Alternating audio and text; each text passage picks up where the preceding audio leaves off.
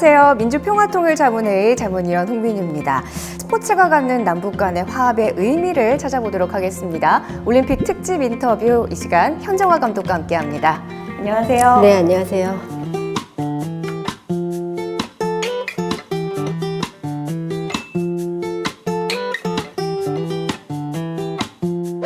네, 앞서서 자료화면을 좀 보셨을 텐데 88 서울올림픽 하면 그때 복식 금메달도 따셨고 좀 감회가 감독님께는 새로울 것 같아요.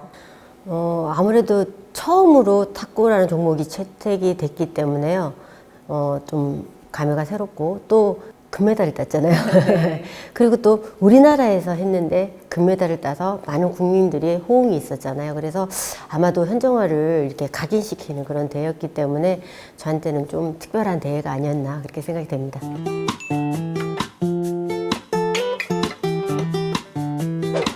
네, 88 올림픽뿐만이 아니라 탁구 선수 현정화 하면은 또 기억에 남는 장면이 있습니다. 바로 영화로도 만들어졌었죠. 1991년 세계 탁구 선수권 대회. 여기에서 최초로 또 단일팀도 구성이 됐고 또 우승까지 하셨잖아요. 사실은 저희의 의지와 상관없이 만들어졌던 대회였지만은 저희가 45일 동안 북한 그 선수단이랑 같이 생활을 했고 또 30일은 훈련을 일본이라는 곳에서 했고 그 다음에 15일 동안은 이제 시합을 했기 때문에 아무래도 마음을 나눌 수 있었던 그런 시간들 그 다음에 하나가 됐다라는 그런 느낌을 받았던 시간들 그리고 또 그게 결과적으로 저희가 우승이라는 그런 결과물을 만들어냈기 때문에 또 많은 국민들이 그 시절에 그런 감동을 받았던 그런 대회가 아니었나 그렇게 생각이 되고요.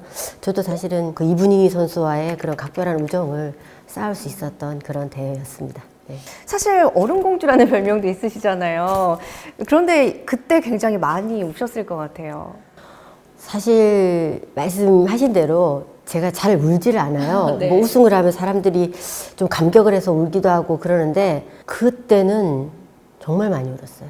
그 느낌이 어떤 느낌인지를 잘 모르겠는데 그냥 저기 뭐 가슴에서부터 이렇게 북받쳐 올라오는 듯한 그런 감동이라 그래야 되나? 감동보다도 더 진한 어떤 그런 느낌의 그런 눈물이 막 쏟아지는데 저만 그랬던 게 아니라 그때 이제 같이 이제 시합을 했던 4명의 선수가 사실은 그때 이제 끝나자마자 너무 카메라가 많이 이렇게 닥쳐가지고 이제 사람들이 너무 많이 몰려오니까 선생님들이 우리가 다칠 것 같아서 이렇게 4명을 따로 해서 어떤 락카 같은 데를 이렇게 들어갔어요.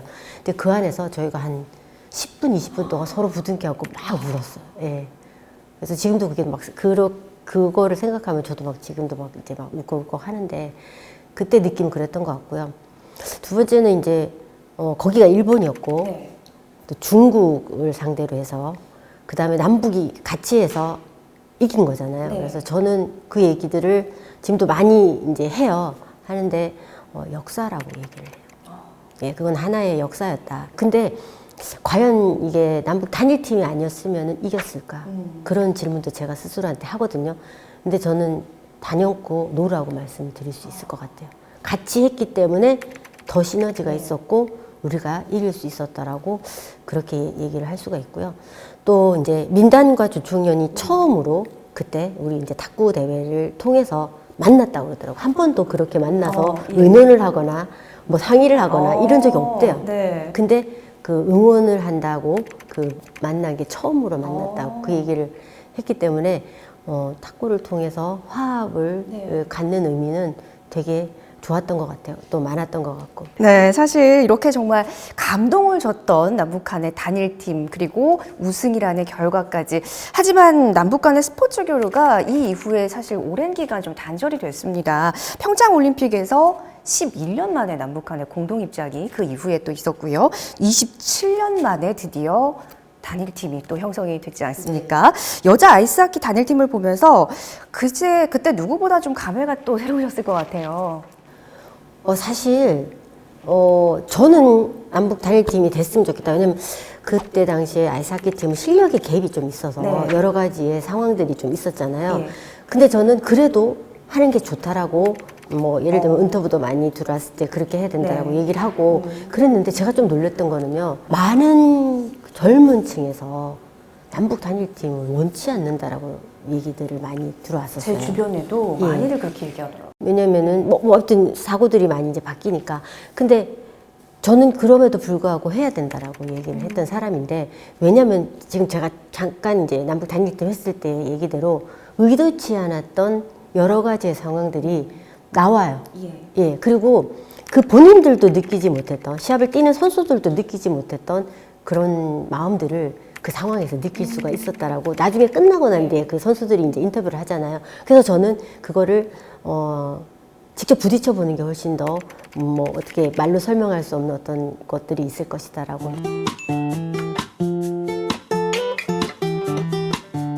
저 올림픽 이후에 남북 스포츠 교류 방안에 대한 좀 논의에도 진전이 있었습니다.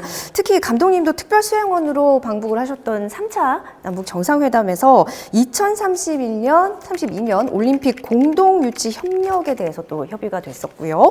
또 실제로 이 부분에 대해서 탁구계에서도 뭔가 변화가 좀 느껴지시나요? 탁구가 이게 남북 단일팀을 했던 최초의 어떤 그런 스포츠 종목이기 때문에요. 선두 역할을 계속 하고 간다라고 생각하시면 될 것 같고요. 사실은 계속 시도를 했었어요. 남북 단일팀을 추진하기 위해서. 근데 중간에 결렬됐었던 경우도 있고요. 또 이번에 3월에 세계 탁구 선수권대회가 부산에서 열려요.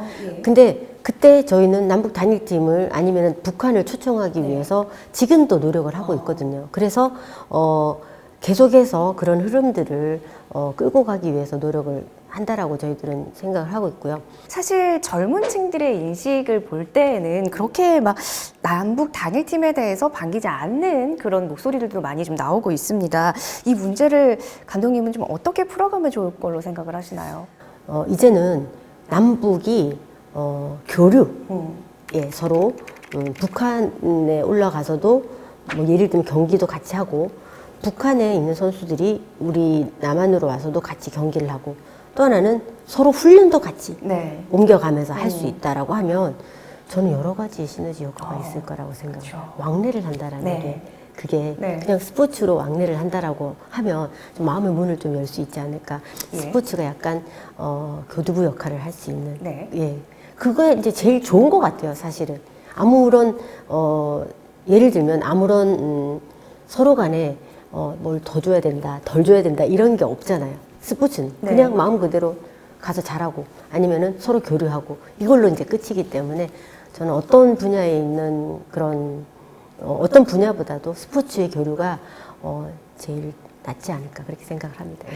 자, 이제 2032년 서울 평양 하계올림픽 공동 유치와 관련해서 2032년이 사실 먼 것 같지만 본격적인 준비가 벌써 시작이 됐습니다. 자, 감독님께서는 이 올림픽 공동 유치를 통해서 또 어떤 긍정적인 영향과 효과가 있을 것으로 좀 내다보십니까? 일단 공동으로 유치를 하게 되면은요, 저 같은 경우는 북쪽에 올라가서 훈련하는 그런 선수들 아니면 팀들이 있을 거다라고 생각을 하고요. 또 마찬가지로 북쪽에서도 남쪽으로 내려와서 훈련을 해야 되는 그런 상황이 있어야 될 거라고 생각을 하기 때문에 그렇게 되면은 좀 더 자연스럽게 움직임이 교류전이라든지 교류들이 있지 않을까라는 그런 생각을 하면서 그렇게 되면은 스포츠만 교류를 할까요? 다른 분야에서도 서로가 교류가 일어나지 않을까라는 그런 기대를 또 하게 되고요. 두 번째는 제가 생각할 때는 88 올림픽을 이후로 우리나라가 아주 경제가 급속도로 성장을 했다라고 생각이 되는데 여러 가지의 상황에서 경제적으로는 북한이 더 성장할 수 있는 계기가 되지 않을까 저는 그렇게 기대를 합니다.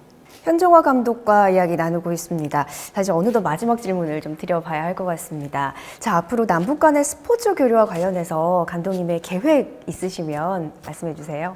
그쪽에 잘 치는 선수들이 많이 있거든요. 그리고 우리나라는 또 지금 점점 이제 선수층이 약해지잖아요. 그리고 이제 힘든 운동을 좀 안 하려고 그러니까 그 선수들이 와서 우리 대회에 참여를 해도 좋겠다. 또 프로가 생기면은 용병 쓰잖아요.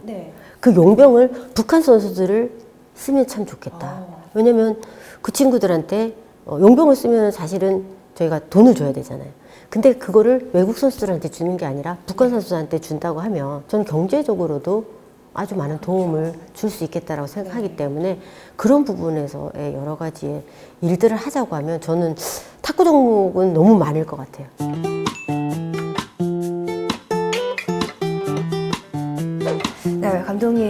그 계획하신 일 모두 이루시기를 바라겠고요. 마지막으로 이 말만큼은 내가 꼭 들려주고 싶다 하시는 말씀 있을까요? 우리 젊은 층에서 남북 아니면 통일에 대한 그런 문제들을 심각하게 생각을 안 하잖아요. 그래서 조금 더 이제 우리 미래의 아이들한테 이제 세이프한 나라를 물려주기 위해서 이제 앞으로는 우리가 통일을 좀 더 생각을 하고 또 일을 해야 되는 그런 때가 아닌가라고 뭐 얘기를 하고 싶고요.